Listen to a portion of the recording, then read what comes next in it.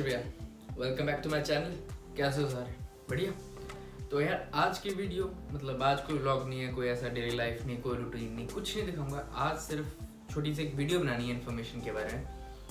अभी कुछ बच्चे या तो अगले इनटेक में आने वाले हैं, है ना, जनवरी में, या फिर वो ट्राई करें, जनवरी नहीं फरवरी स्टार्टिंग में होता है हमारे यहाँ नीदरलैंड्स में इनटेक, या वो ट्राई कर रहे होंगे कि वो अगले साल मतलब 2021 में अगस्त इनटेक में आ जाए।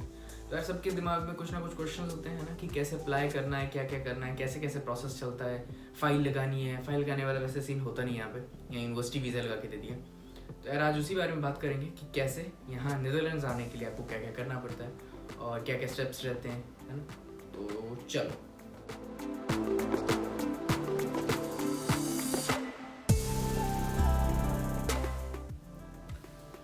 तो हाँ जी भैया, तो आज बात कर लेते हैं यार यूनिवर्सिटी मतलब नीदरलैंड्स में मास्टर्स या बैचलर्स या कोई भी है और डिग्री करने के लिए आपको क्या क्या प्रोसेस होता है, किस किस चीज़ से गुजरना पड़ता है, क्या क्या पड़ाव होते हैं, है ना, उस सब के बारे में।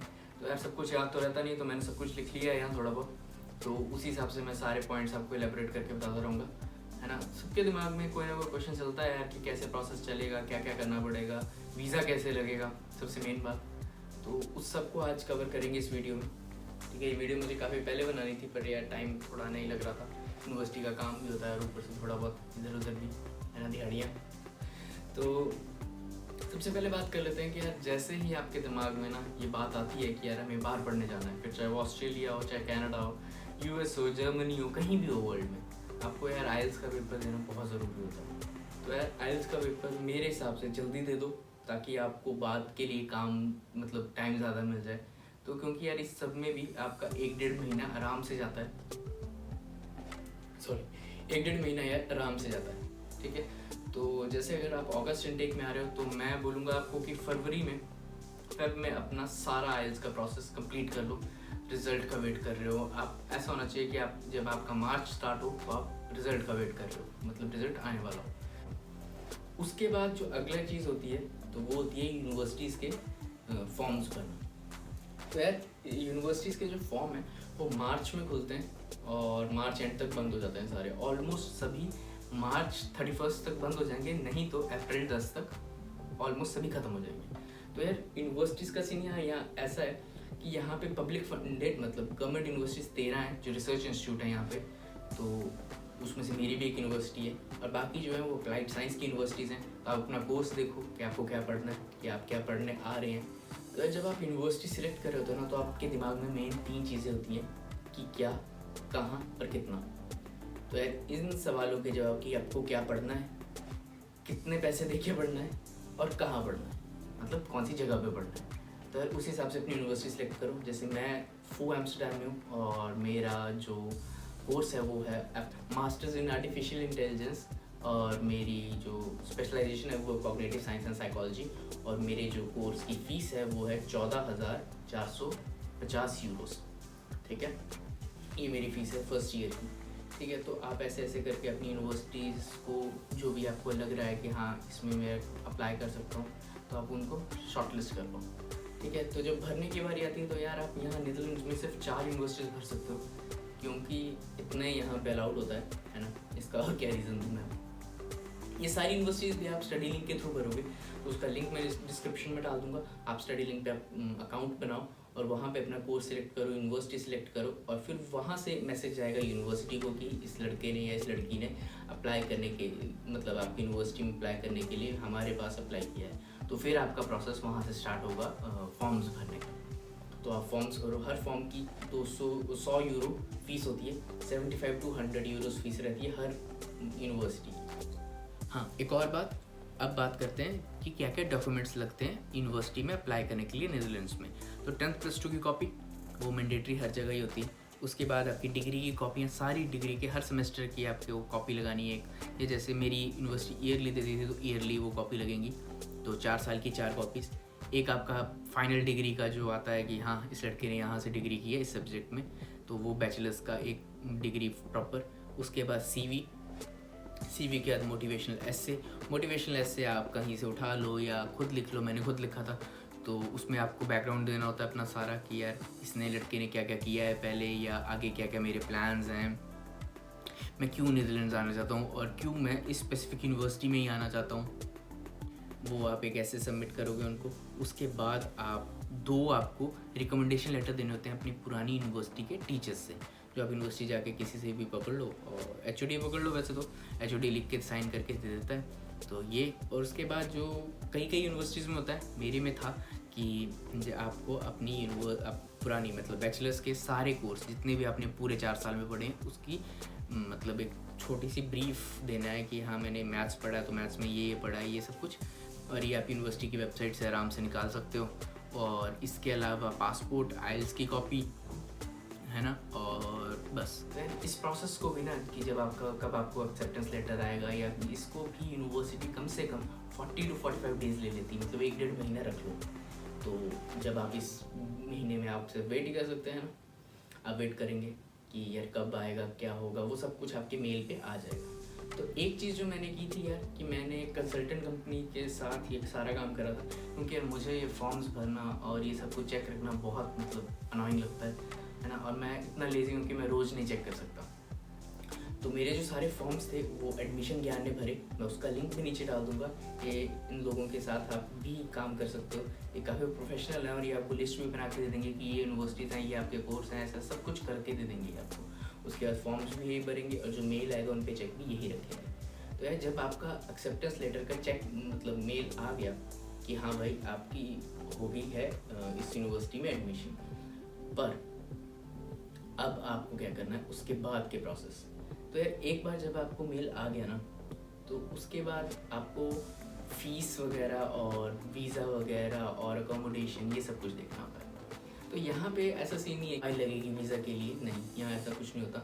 जब आप ये जैसे आपको मेल आया एक्सेप्टेंस का, आप उसको एक्सेप्ट करने के लिए उनके पोर्टल पे जाके जहाँ पे आपने रजिस्टर किया होता है, वो आपको एक यूनिक ईमेल, एक यूनिक आईडी और पासवर्ड देते हैं। उसके अंदर जाके आप उनके एक्सेप्टेंस लेटर को मतलब एडमिशन लेटर को एक्सेप्ट करोगे। उसके बाद वो आपको एक और मेल भेजेंगे जिसमें वो लिखेंगे कि अब आपको वीज़ा के लिए अप्लाई करना है, ठीक है। तो वीज़ा जो है वो यूनिवर्सिटी ही अप्लाई करवाएगी।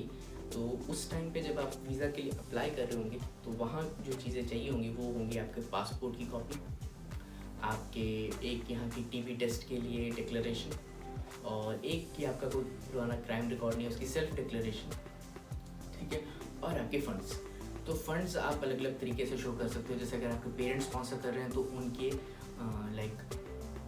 अकाउंट की एक स्लिप लगेगी पूरी, और उनकी सैलरी स्लिप लगेगी, या उनके जैसे उनके कहाँ से पैसे आ रहे हैं, अगर वो जॉब करते हैं तो सैलरी स्लिप लगेगी, या अगर बिजनेस करते हैं तो वैसा कुछ।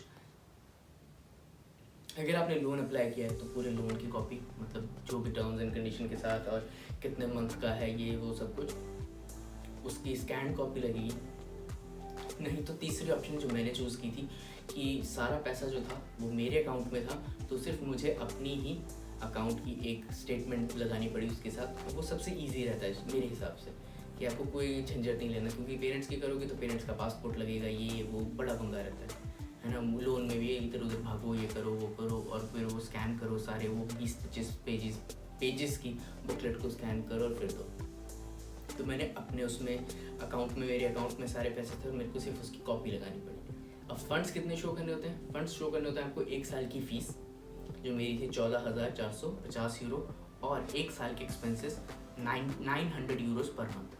तो ये अराउंड टू राउंड बन रहा था 24-25 लाख के आसपास, और मैंने शो किया था 30 लाख के आसपास। और उसके बाद आप ये सबमिट करोगे और ये जाएगा आपका, ये जो आप सबमिशन करोगे ये IND के पास जाएगा, नीदरलैंड्स की इमिग्रेशन एंड नेचुरलाइजेशन डिपार्टमेंट। उसके बाद आपको IND से फिर से एक मेल आएगा कि आपके डॉक्यूमेंट या तो एक्सेप्ट हो गए या रिजेक्ट हो गए।